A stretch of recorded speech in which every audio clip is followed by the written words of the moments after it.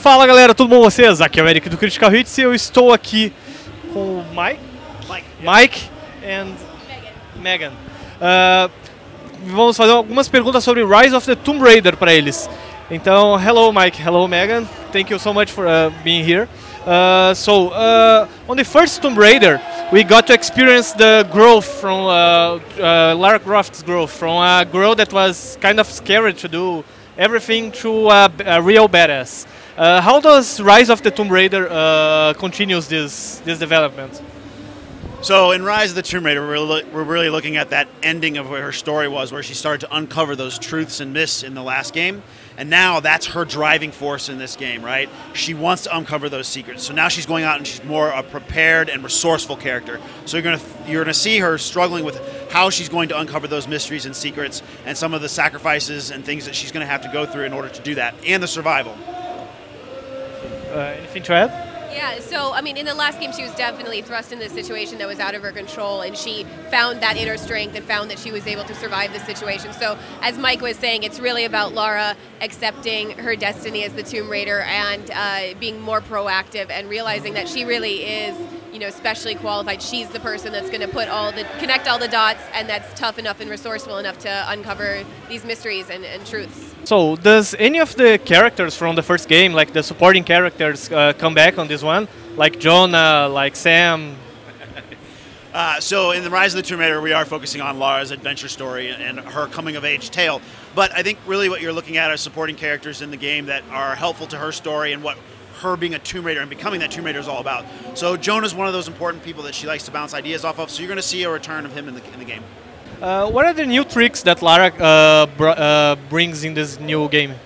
There's a lot of new features in the game, and we're really excited about them. On a high-level overview, there's a lot more player choice in combat, so you're able to be a lot more, if you want to be non-lethal, stealthy, or aggressive, you can choose that. There's new traversal, so she can swim, she can climb trees, she can use her grapple axe, hide in bushes. That makes a quite big difference. And then also, there's a new crafting system, which is really great, and I think Mike could probably expand on that. Absolutely. So in the crafting system, that plays into our much deeper RPG elements. There are 16 resources throughout these dangerous and beautiful environments that you're going to explore, and that all plays into weapons, gear, combat, and even Lara's ability to heal. So then you have over 50 different skills this time, not just in 3 different trees and 4 tiers each. So you have a lot of choice in how you're going to customize your gameplay and how in Lara's adventure and her experience. So the other thing that we're really doing, and the big new features of the game that I'm super excited about, are the return of tombs. We're bringing the tombs back. These are these ancient, epic, deadly spaces that you know and love from the old games, but brought back into sort of the reboot version of ours. So what you're going to get are these really cool, deadly spaces that you're going to have to survive, deadly guardians to guard the tombs, and of course this nested puzzle formula that's really going to push your brain. So tombs were kind of an optional part on the last Tomb Raider. Are they mandatory in this one? So we do a really good job of bringing in a whole lot of choice, and what we want players to experience is a little bit of having to uncover and raid tombs, but also the ability to choose when they want to do that and where they want to do that. So not only are we having main path tombs and challenge tombs that are optional, but we also have crypts and caves too. So there's a lot to explore. So how was the decision to not include a multiplayer level, multiplayer mode on the game? Well, so we focused on a live component that really boils down to having the experience that relates to what Lara Croft's doing in her universe and what she's experiencing throughout that single-player story. Because there's a lot of spaces there and a lot of different interesting things that you can go about doing, not only in the single-player game, but also in our live component. Megan can also talk to you a little bit more about some of those features.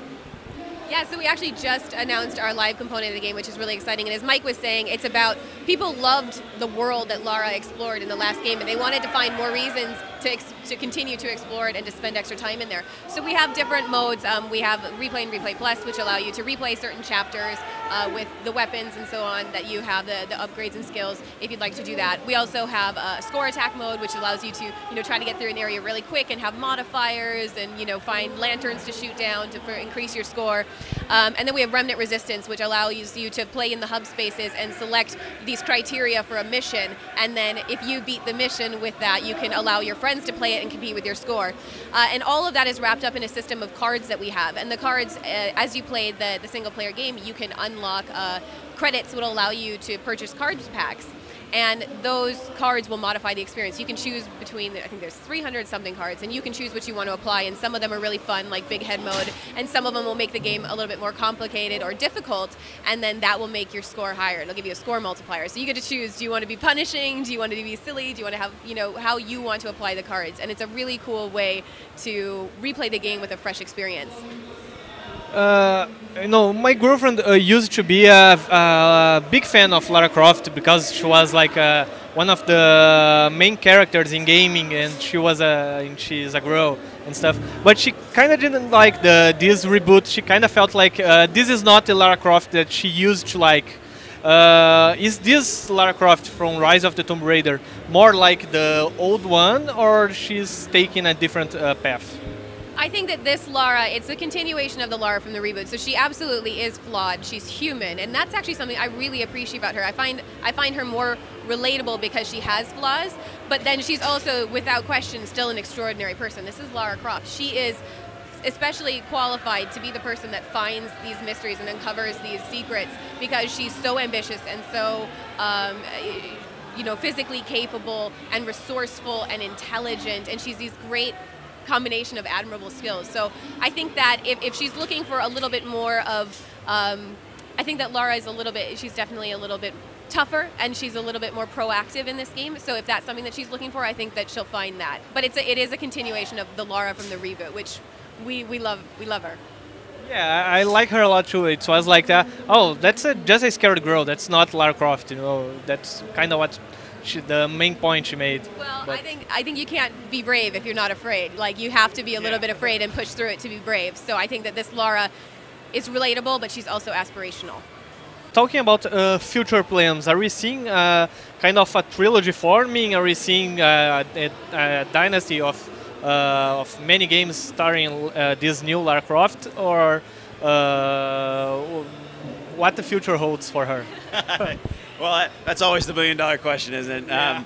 So Crystal, I always have to make these questions. Yeah. Sorry. No, well, you know, Crystal Dynamics, we're always focusing on our current experience, and then we're really excited about Rise of the Tomb Raider. We have a lot to offer. The new replay modes and stuff that we're going to be supporting post-launch are really important to us. So we're really focusing in on that launch, and we're really excited for what that does for the franchise. All right. Thank you very much. Thank you very much. Bom, galera, nós ficamos por aqui então. Curtam, se inscrevam, favoritem, deixem comentários e continuem acompanhando a nossa cobertura da BGS. Tchau!